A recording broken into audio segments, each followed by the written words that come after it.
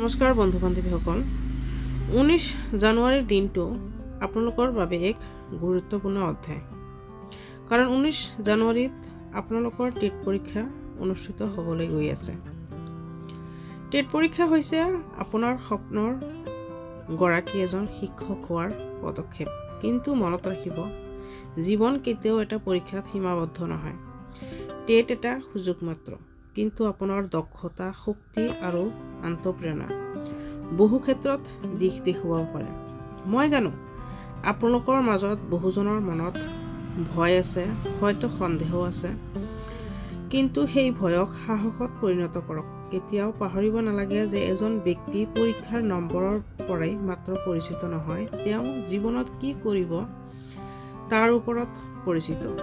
Doctor APJ Abdul কালামৰ কথা ভাবক।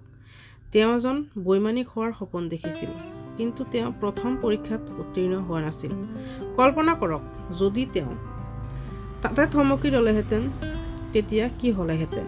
হয়তো ভাৰত আজি মিছাইল মেন নাপালেহেঁতেন। তেওঁ বিফলতাক নিজৰ জ্ঞান আৰু অধ্যাৱসায়ৰ হাতিয়াৰ কৰি নিজৰ পথ গঢ়িছিল। তেওঁৰ জীৱনৰ মূল মন্ত্ৰ আছিল চেষ্টা কৰোঁতে বিফল হ'ব পাৰে, কিন্তু চেষ্টা নকৰিলে সাফল্য কেতিয়াও সম্ভৱ নহয়। বন্ধু বান্ধৱীসকল, এই পৰীক্ষাই আপোনাৰ জীৱনৰ গতি নিৰ্ধাৰণ নকৰে, ই এটা অধ্যায় মাত্ৰ। যদি আপুনি উত্তীৰ্ণ হয় উৎকৃষ্ট, কিন্তু যদি নহয় তাৰ অৰ্থ এই নহয় যে জীৱনৰ সুযোগ শেষ।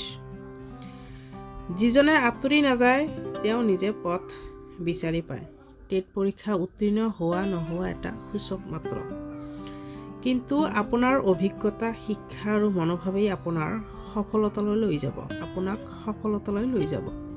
কেতিয়াও পাহৰিব নালাগে যে জীৱনৰ বহু দিশ আছে, হয়তো শিক্ষক নহয়, এজন শিল্পী, ব্যৱসায়ী, উদ্যোক্তা বা সমাজৰ বাবে কোনো গুৰুত্বপূৰ্ণ অৱদানকাৰী। আপোনাৰ সপোনবোৰৰ বাবে দিয়ে এই পৰীক্ষা এটা পদক্ষেপ মাত্ৰ। পৰীক্ষাৰ দিনত আত্মবিশ্বাসেৰে আপোনাৰ সৰ্বোচ্চ প্ৰচেষ্টা দিব, কিন্তু যদি ফলাফল আপোনাৰ আশা পূৰণ নকৰে, তেতিয়া ভাঙি পৰিব নালাগে। টেটৰ বাহিৰতো জীৱন বহুত ডাঙৰ। নতুন দিশ সন্ধান কৰক আৰু নিজৰ লক্ষ্যৰ পিছে পৰক। ডক্টৰ কালামৰ কথাষাৰ সঁচা, সপোনবোৰ কেৱল নিশা দেখা দৃশ্য নহয়, সপোনবোৰ হৈছে যিবোৰে আপোনাক শান্তি নোপোৱাৰ দৰে তাৰণা দিয়ে। এতিয়া যাওক আৰু আপোনাৰ সপোন পূৰণ কৰিবলৈ যুঁজাৰু হওক। বিশ্বাস ৰাখক, আপুনি সকলো কৰিব পাৰে। সফলতা আপোনাৰ অপেক্ষাত আছে। ধন্যবাদ।